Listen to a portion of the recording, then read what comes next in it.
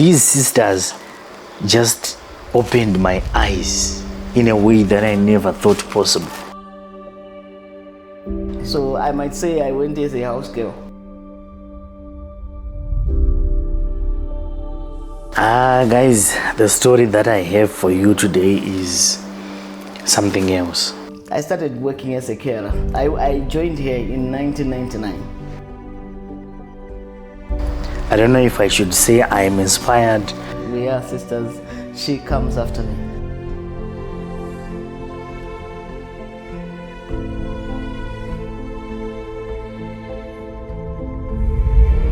And under normal circumstances, especially here in Africa, most of the time, relatives, family drama and stuff, people will be fighting each other. This one is going Kuma Profita and is being told this one is doing this and this one is doing this.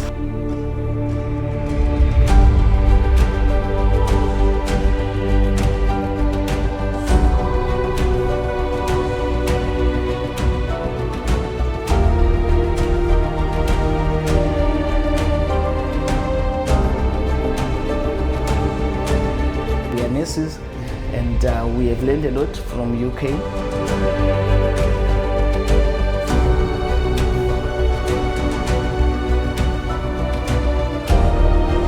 Because this is not farming. People say you will never become a millionaire working for someone. She said, I'm not going to turn 50 when I'm still working for someone. Most of the people who come from the diaspora, when they come here and then they say, sometimes you think about it and then there is that security factor. Yes. Like I was working in the National Health Service. And then you have that security, you have your pension, you are working and your work is guaranteed. Yes. Even if you fall ill, you know that, I'll be looked after. But investment, there are some restrictions because when you are a foreigner, you are a foreigner. Yeah, that's it. You can't enjoy the benefits. We got nowhere to be. A lot of people, they say, oh, what can I do when if I come to Zimbabwe, which business do you think will be viable? Because it seems as if we are only talking about farming. We are only saying, when you come from the UK or wherever you're coming from, the diaspora, you just need to come here and then you go into farming. It's not always about farming. It's not always about farming. If you are a visionary, I encourage you to listen to this video, to watch this video. If you can, just download it and listen to it even in your car. I believe the way these people have changed and they have transformed lives is also something that I believe other visionaries like you out there, you need to listen to this. And just a quick one, Client Sure is offering the best medical aid in the country right now. Because even the elderly could have medical aid. Package, and you can get up to $100 every day from day 3 running while you are admitted. So make sure you connect with Client Sure and get the best medical aid in Zimbabwe. My name is Tsitsi Mudokwani. I'm a sister to Vicky and happen to be my business partner. So you are sisters who are doing business together? Yeah, we are sisters. She comes after me. Oh, nice. Yes. Oh, so many families I know, they actually at local is like this. True. They are trying to fight.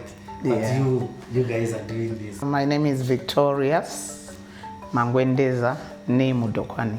I'm the youngest girl.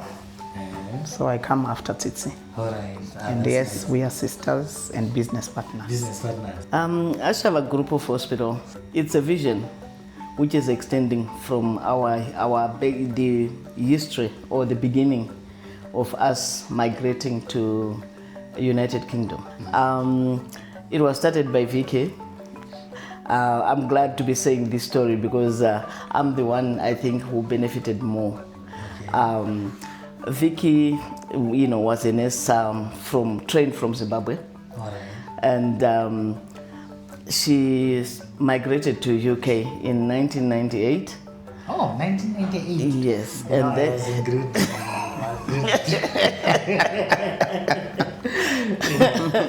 Yeah, so she, because of childcare in the UK, she asked me if I could help her. I used to work as a typist stenographer in Ministry of Labor, Department of Social Welfare here in Zimbabwe. Then I just agreed and went to help here. So I might say I went as a house girl. Okay. Yeah, you were basically a house girl. Yes. Yeah. So she just said, whilst I'm off, if you can find something to do. Then I just said, no, that's fine. I started working as a carer. I joined here in 1999. So you were a carer since 1999? Yes. And then 2000, I started going to school to just, I didn't have science and mathematics from my O level. Right. So I just had to supplement. And then when I passed in 2001, I started my nurse training. Oh. Yes. And then qualified in 2004. Oh, nice. Yeah. So after that, worked about five years in the government hospitals, NHS, and then I said I had enough. I think my character, I don't want people will be challenging me because I become very emotional. I can't speak for myself, but sometimes I end up in tears. So I think it was more that my route was to be a businesswoman. That time, about 2012, a lot of Zimbabweans were starting care businesses. All right. So I had a friend who just encouraged me to go into to be a care provider, and he just said, "You need someone because you can't do it on your own." And I said, "Well, it's time for paying back. Let me invite my sister, if she wants." Then I shared the news with Vicky. She was interested. 2013, we started one of our businesses in UK. All right. So in the UK, you actually have businesses? Yes, we have. I trained in Zimbabwe, Okay. Ashava Hospital. I worked here in Zimbabwe, and then afterwards I worked for medical air rescue services. So then a lot was going on, and money was not enough, and that's the time when we were looking abroad for a better future. All right. So that's when I emigrated to the UK. We lived together, worked in the NHS, went up the ladder in the NHS. All right. And then she had this vision about a business. I think she started talking about it maybe 2008. And then we kept shelving the idea. All right. And then 2012, she said, I'm not going to turn 50 when I'm still working for someone. And then 2013, the business in the UK was born in July, just before her birthday. A day before her birthday. 29th of July, her birthday was 30th of July. Sometimes you think about it, and then there is that security factor. Yes. Like I was working in the National Health Service, and then you have that security, you have your pension, you're working, and your work is guaranteed. Yes. Even if you fall ill, you know that, I'll be looked after. Yes. So that's why we kept going forward and going back, going forward until, so she is the one who said, I'm quitting my work. Oh, she actually lived. Yeah, she did. Yeah, I did. She did, to start the business. Oh, that's amazing. And I carried on. All right. I think I stopped in 2016. Yeah, 2016. Because you carried out going in agency. All Yes. right. Yeah. Mm. But for But me, NHS, I left 2014. yeah. Oh.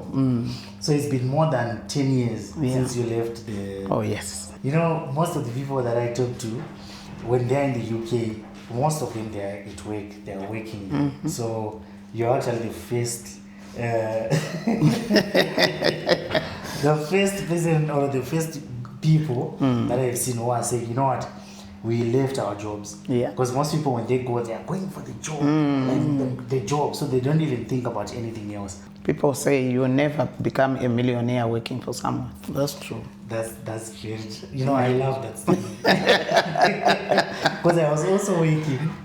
Yeah, I was in the police. Okay. Okay. Yes, I was in the police. Then you know, when someone was talking to me, you know, listening to this, because, you know, there's a time when you are thinking, is this all there is? Because, you know, when I went there, that was in 2012, Okay. 2013. So I was at work, and then sometimes I would see some of these people who I was working with who would say, you know what, I've been working here for the past 15 years. And someone would say, I've been here for the past 20 years. I'm looking at the guy, I'm like, so am I going to be this guy in 20 years' and time. I'm gonna be talking to someone and say, you know what, I've been working here for 20 years. And I'm like, that's when I said, you know, With your shoulders up. yes, I've been working here for a long time. So I decided, you know what, I need to do something. And when you're trying to find some other things, you're trying to see what else can I do. That's when I heard that statement. You can never be a millionaire. Yes. If you're working, if you're going to do.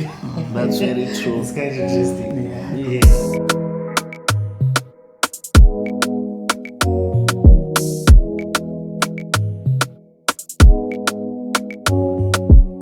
What then happened for you to say let's go to Zimbabwe and let's start a business? Because you've got a business in the UK, and I believe in the UK obviously there's better everything. You understand? That's the perception. Yeah. That's true. That's the perception. So that perception is actually wrong. Because that's we are told, you know what? In the UK there's better everything is actually like up there. If you're comparing with Africa, why is it that you decided, okay guys, let's go to Zimbabwe? With all these things that people are saying about Zimbabwe. About Zimbabwe. Yes. Okay. I would say we have had our fair share of families becoming unwell and they are in hospitals. Okay. And as you know, our health service, it's not Yes. up to scratch when we compare it. Obviously, we've been in the UK for so many years and both of us are nurses. So we wanted to bring some of what we have learned over there Yes. to Zimbabwe, Yes. and also so that we can help the community Yes. with better healthcare services. Yeah. People, they always say everything is rosy when you are out of your country. Yes. Yes. But for UK, yes, they've got everything in terms of medication and the like. But the challenges which are there, for you to be examined, for you to be diagnosed, it takes longer than it does here in Zimbabwe. Really? Yes. Why did you decide to say, you know, let's go to Zimbabwe? Because people are coming to Zimbabwe to do farming. Some are coming into tourism. Why is that you decided to get into specifically medical field? People, they make wrong choices when they are choosing the business to do. The most important thing is to do something which you have got a passion in. Yes. It flows. Yes. You won't struggle. Yes. Yeah, because just think a nurse coming to do farming. Where do you start? Yeah.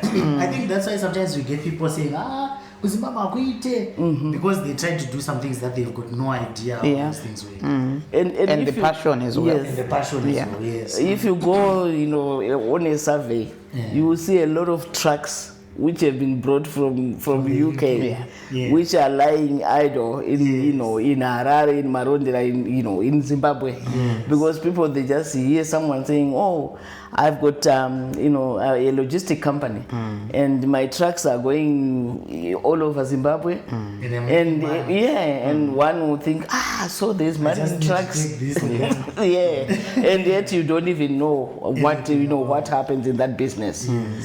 So I think that's one element which made us to just come and say we'll continue in the health sector. We are nurses, and we have learned a lot from UK. And then the other thing was, for me, it's in UK, you can only have, a house, good house. Cars you can change any day, any time. When with the kind of money we now have, go to holidays. But investment, yeah, there are some restrictions because when you are a foreigner, you are a foreigner. Yeah, that's it. You can't enjoy the benefits like a citizen, yeah, a local. So we thought, if we try and invest back home, it's more, doable. And because doing a business in a foreign land, there are a lot of challenges, which is compared to when we are here in our own country. Yeah. So that's what brought us here. We started by buying houses in Victoria Falls. So we have some guest houses in Victoria Falls. And then it was just a start of us setting up somewhere where we would get some income. I think it was more of compassionate ground. Feel for another woman. We felt for another woman. Okay. And then we just said, okay, we'll buy it. We'll buy the house. And then afterwards we're saying we've bought it, what are we going to do with it? So it was just there. You didn't even know what to do with it. No, you had no plan. We had no plans for it. Oh. To make it a holiday home or a Airbnb, who would come wouldn't here? work. If someone is coming from the diaspora, you think I'm going to Rua, Eastview. Eastview. It was not going to be. Yeah, so we were renting it, but the challenges of tenants paying rent on time. And the worst if they know that the owner is out of the country. Out of the country, they're in the diaspora. Yeah. And they have money, Yeah. That's that perception. Yeah.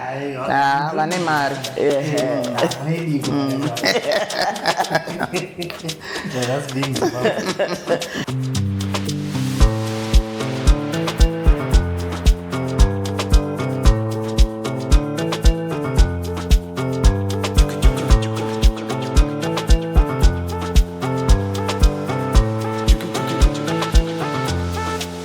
One nurse from Ashava Hospital did approach me. He thought I have money as well. So he said, Mom, I think, we are desperate for another, maternity clinic. Because the distance from Mahusekwa going towards Landers, the Beatrice area, there's nothing. And they have to travel to Mahusekwa, which is a bit of a distance. Then I just said, I don't think it will work. Then he just said, Mom, try, I'll help you. Then I said, let's leave it. I didn't want to promise him anything. Yeah, then I spoke to my business partner and shared the idea. At first, she just said, we'll discuss later. And then she remembered again, she will narrate the story. We lost our niece. Yeah, so she was more into us having an emergency, accident and emergency. But the nurse who had approached me, Colin Chikonye, he wanted us to have a maternity because he's more into, he's a midwife. Midwifery. Midwifery, yeah. So when we decided, finally, we thought we'll just start with the four-roomed house, the cottage, do our maternity, and then later on we'll do an accident and emergency. So yeah, Titi was talking about maternity. I'm a midwife as well, but I only practiced midwifery, I think, for less than a year. That's really I did, and then I concentrated on critical care. Critical care was my passion. It's very. When we trained, people used to say, critical care nursing is the A level of nursing. Because you learn a lot, and it's not for everyone. It's not for the faint-hearted. But that's where my passion is. So then Titi was talking about midwifery, and I'm like, I don't want to go back in midwifery. But anyway, she had an idea. And then, so then the area where this four-roomed cottage is, Rua, Eastview. And then I was thinking, we have got our niece. She was involved in a car accident along the Marondera Harare Road, just near Zimri. She was crossing the road and she was hit by a car. 20 December in 20, and then the car that hit her, they took her, put her into the back of the car. She was still talking, complaining of pain. She was bleeding. And then they went to Mavuku. And then at Mavuku, they said, no, we cannot attend you. You need to go to Ashava Hospital. So you can imagine the distance from here to Ashava. And the traffic. So, yes, and the traffic. So she got there and she was in the back of a car, not in an ambulance. So then she got there, she was still talking, and then they lifted her from the back of the car onto the stretcher. She took her last breath. And it was, I think it was between 6 to 8 weeks after her wedding. And she died. So then we were thinking, and I was also thinking that, you know what, she was bleeding. We don't know what her injuries exactly were, but she just needed to be stabilized before she could be transferred. And then I said to Tsitsi, you know what, that idea that you had, let's also have an emergency center. Where people can be stabilized, whether they are critically ill or they are very unwell, they've been involved in an accident, they are stabilized, maybe they need suturing to stop bleeding, they need IV fluids, that can be done, and then they can be transferred to the nearest hospital whilst they are stable. Because we didn't want anybody else to suffer the way we suffered. It was very traumatic for us. Because we had all come to Zimbabwe to have a Christmas party. So all of us, we were here. And she was also in the middle of running around. She printed T-shirts. We don't even know where she had printed the T-shirts for the Christmas party. And she died on the 20th of December. Just before Christmas? Just before Christmas. So the Christmas tended to be... funeral, yes.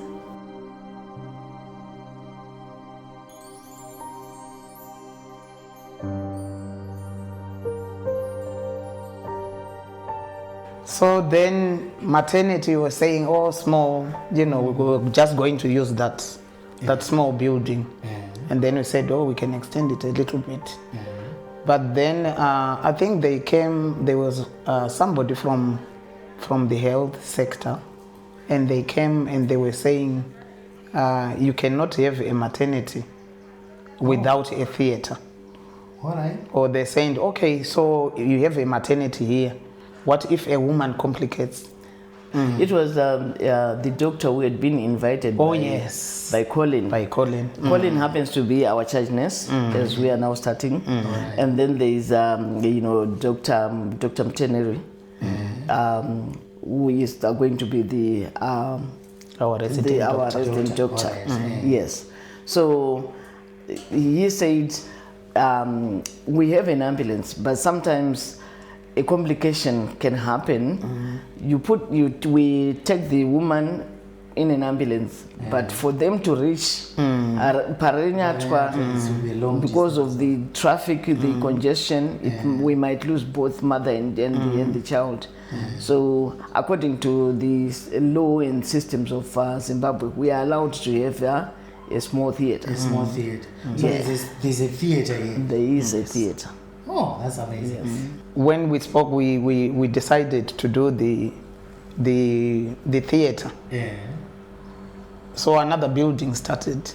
When we had already finished the maternity. Yes, there's just 4 rooms, right? Yes. And then we decided to do a theater. All right. So then we were doing the theater, so then we started building the theater. And then whilst we're building the theater, we came across somebody who was selling a Philips X-ray machine. All right. And then I was saying, what if we have an X-ray at our place? And then we bought that X-ray machine, but we didn't have anywhere to put it. All right. So then we said, let's have an X-ray. And then we said, at the back of the theater, let's put an X-ray. Let's put an X-ray. So we put an X-ray. And then after the X-ray and theater, what happened for us to have this building now, the third building? Because we ended up not having a reception and the doctor's office. Let's continue. Yeah, so we had to have this wing where we have the doctor's office and then the reception. Yes. And then there's the emergency room. Yeah. And then There's another one that I'm seeing that is being built. You know, people in Zim, if you are not careful, you create opportunity for them. Yeah. So, we had that, once you have a hospital, make sure you have someone who's going to build a pharmacy near your hospital. So we didn't want a stranger to come and build a pharmacy next to us. Yes. Yeah, we had some family friends who were interested in doing a pharmacy. So they are the ones who are coming to put a pharmacy. To put a pharmacy. We've just created a building, but they are going to come and run the pharmacy.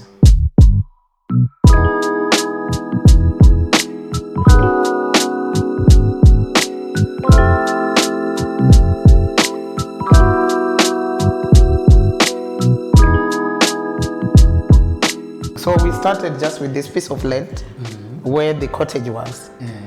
And then the next door, we approached the next door. I was saying to Tsitsi, you know what? We have built this, we've built that, but now there's no space. Yes.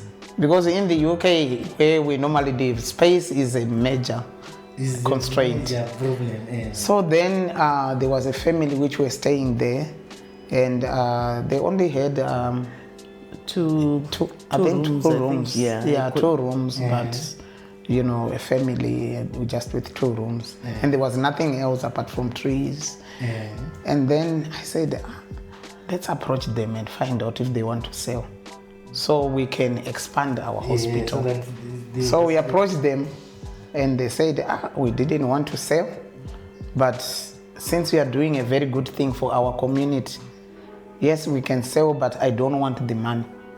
Find me a stand somewhere, I don't care how big it is, and just build me 3 rooms.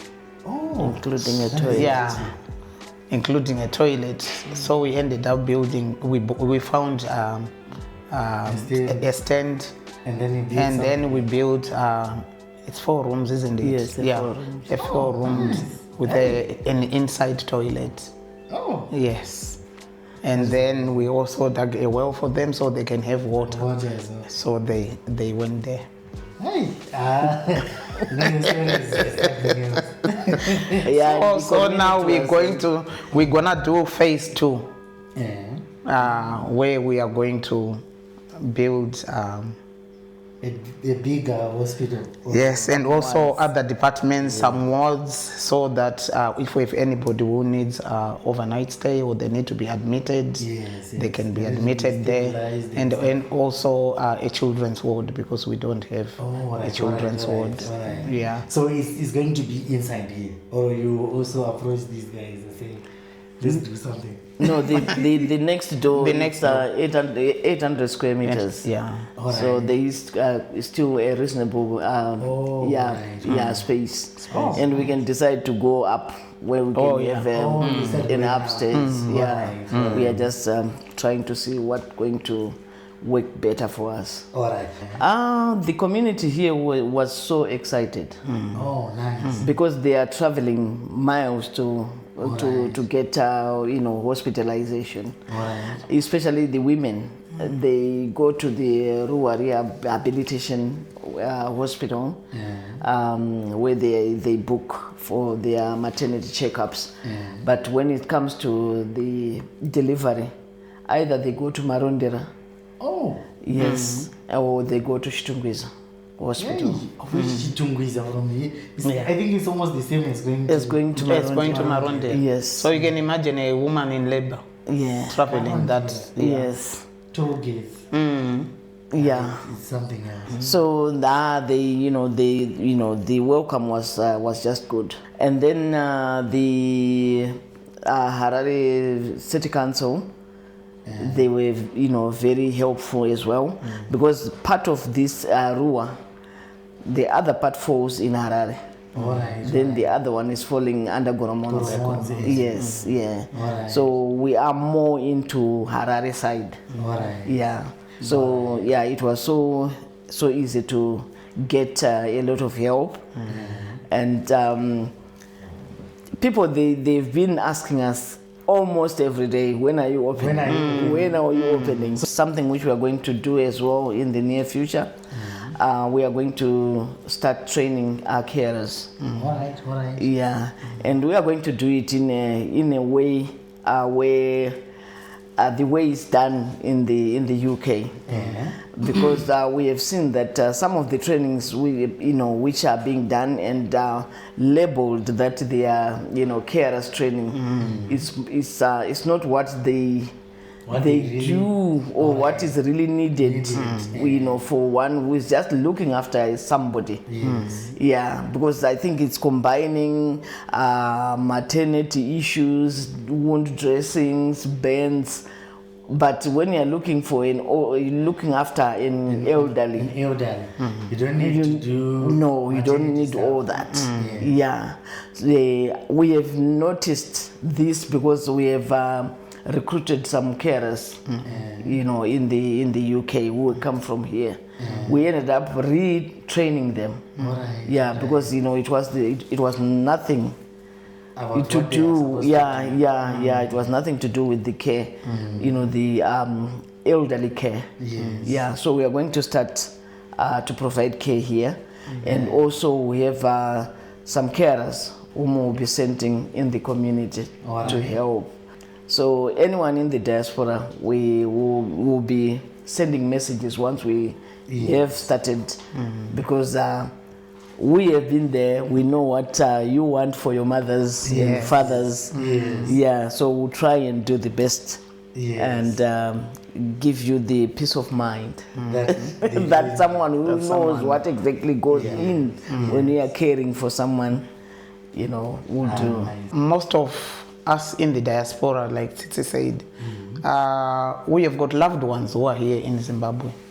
Our mothers, our fathers, brothers, sisters. We've got a brother who died on the 17th of June this year, 2025. And he was part of our journey. Every building that you see here, he is the one who painted them. He was a painter, and unfortunately he was diagnosed cancer in September 2024. And we thought he was going to be our first patient. Your first patient. But unfortunately, it was not meant to be. Yes. So, for those who have got loved ones, once we start training our carers, we are also going to provide, like community-based care. In the UK, we call it domiciliary care or home care. So once that is up and running, we can be contacted, and we have carers that can go into people's homes, and then they can even check blood pressures, blood sugars, and just provide that support, that care and support, patient-centered care and support that is needed, and give our fellow diasporans a peace of mind. A peace of mind, yes. And lastly, is just encouraging other diasporas not to forget home. Those who want to start businesses, I think this is the right time when you can come and you start doing something home. A lot of people, they say, oh, what can I do when if I come to Zimbabwe, which business do you think will be viable? It's not about a business being viable. Like we said in the first place, it's your passion. And getting the right people who can give you directions or inspiration. So we might be able to help some who might be interested in knowing how they can do it. Since we have done it, and it's promising to be a successful journey. You don't need a lot of money to start a business. And I think also the other thing is sometimes people say, I want to do it on my own. Me and Tsitsi, we have realized it's easier when you are doing together. When you are doing it together. Because I've got my strengths, I've got my weaknesses. I know Tsitsi's strengths and I know her weaknesses. So we complement each other. And then how we have done it, our salaries, we have had to subsidize our salaries. Yes, to make sure this, So you don't need a lot of money. You need just that mindset, the correct mindset to say, this is what I want to do. You can commit to it. You network and you look for help outside. You can never do it alone. I believe many people want to ask you how are you doing it? Because I'm telling you, so many families,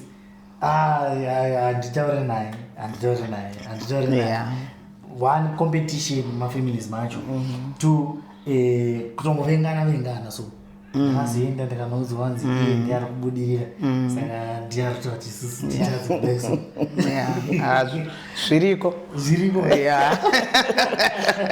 but you don't concentrate on that. There was one man of God who said witches are there to do their work. Yes. As they are appointed. Yes. And you are there to do your own. Yes. Not if you focus more on Muroi, you will not do anything. You will not do anything. But it's only God who will protect you. Yes. Once he says you are going to open Ashava Hospital, no matter how many enemies, Ashava Hospital will be opened. Yes. So I think that's what has kept us going.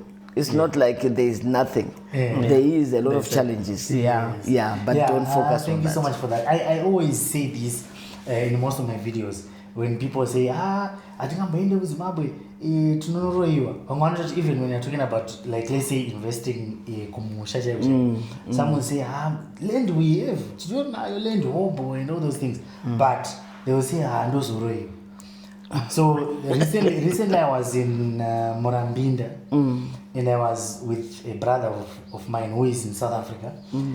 You know, I've never seen anything like that.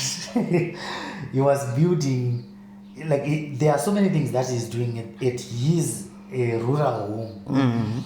He has got over 45 employees at his rural home. And he was telling me, he was showing me the material that he had bought at his rural home, not at the shops or anyway, at his rural home. He's building a shopping mall. Wow. A shopping mall. That's amazing. In Morambinda, which is, I think, more than 30 kilometers from the nearest shops. Okay. Wow. And he said people will come here. Yeah. And they will. And they will. Yeah. And he was saying he's building, hospitals and all those things. He's saying, I'm doing this for the community. And I was asking him the same thing. How are you dealing with witches? And you are saying the same thing. What you are saying, I think it's about a mindset. Just knowing that, you know what, if I'm doing this, I'm doing it. Yeah. It doesn't matter what whoever thinks or anything like that, because God will always be on our side. I heard it from Baba Gutu when I used to go to Sayoja. Yes. Yeah, you always say,